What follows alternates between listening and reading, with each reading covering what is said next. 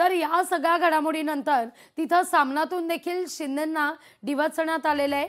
मिंधे असा उल्लेख करत मिंधे मंडळ नाराज झालं म्हणे असं म्हणत सामनातून शिंदेंवर खोचक टीका करण्यात आली आहे. सामनात काय म्हटलंय पाहूया आपण. मिंधे गटानं जे पेरलं त्याची फळं त्यांना मिळतायत.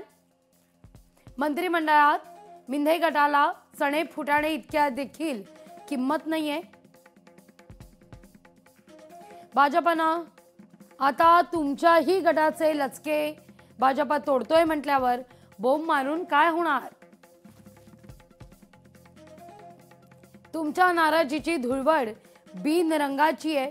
प्रत्येक वेळी ही धूळ जशी उडते तशीच खाली बसते.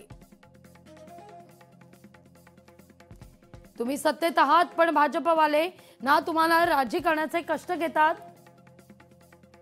ना तुमच्या नाराजीला भीक घालतात असं म्हणत सामनातून टीका होतीये. लोकशाही मराठी ऐका, पहा, जागरूक रहा.